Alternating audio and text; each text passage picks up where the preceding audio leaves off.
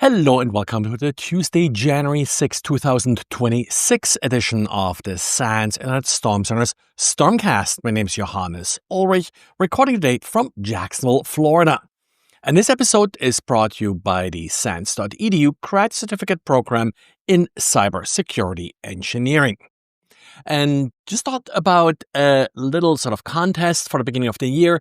Let's see how often I'll say 2025 in the introduction. I avoided it today, but we'll sort of revive something I've done in the past. If you do find a mistake in the podcast as simple as me mentioning the wrong year, I'll actually give away some Internet Storm Center stickers. Just send me an email or a message via the Internet Storm Center contact form, and I'll set you up with a claim code for a sticker.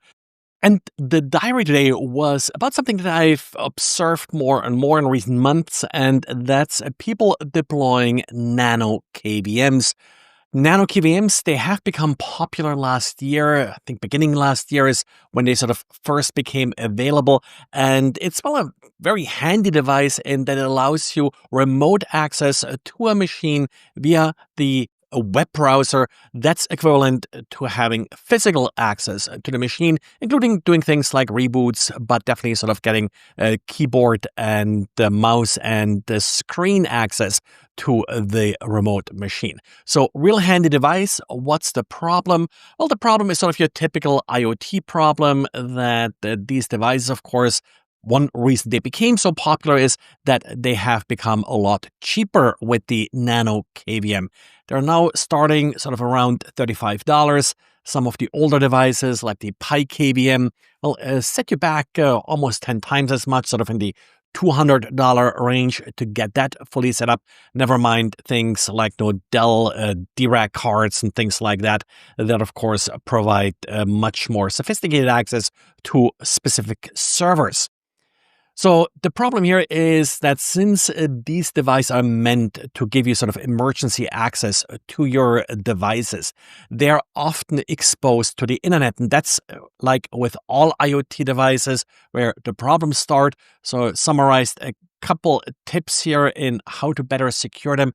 Probably the most useful thing here, and luckily the nano KVM and some of the competitors like pikvm and such also support it. And that's Tailscale. That's a VPN solution that's specifically designed sort of for home systems and systems with dynamic IP addresses to give you easy and straightforward access to those remote systems in a reasonably secure manner. Anyway, if you have one of these devices, if you have any other feedback, let me know. There's also been quite a bit of talk about the overall security of the software stack in these devices and whether or not there may be some hidden backdoors. I don't really think there are any intentional backdoors, but I think at this point, this is really sort of a matter of opinion. And if you do give any device like this very direct physical access to your systems, well, you better trust it. And that's really a decision that you have to make yourself. I linked to some of the other works of looking at the security of these devices in the diary. And since I just mentioned Tailscale, I also ran today into an interesting GitHub project, Tailsnitch. The purpose of Tailsnitch is to audit your Tailscale configuration. So if you're relying on Tailscale to secure access to your resources, then that's definitely a script that you probably should take a quick look at and see if anything within your Tailscale setup is misconfigured. There are a couple issues that you can run into, like things, for example, systems configured as routers or such that may give access to the rest of your network. Not 100% sure yet. I still have to run it to see what Tailsnitch is exactly looking for here, but they're saying they're checking for about 50 different configuration issues within Tailscale.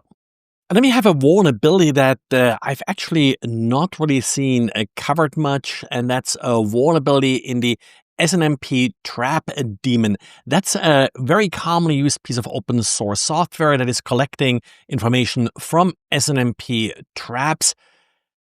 Sadly, it suffers from a buffer overflow that then can lead to a remote code execution. It has a CVSS score of 9.8.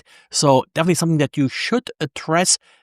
As I say so often, this should not be really exposed to the outside of your network, but even internally, a vulnerability like this can often cause quite substantial damage because this SNMP trap daemon is often running also on basically network monitoring systems and such. So it may actually give an attacker access to a more valuable system that they can then abuse to, for example, get additional SNMP configurations and the passwords and such that allow them to then actually affect the rest of your network. So certainly think that this is something that you need to pay attention to.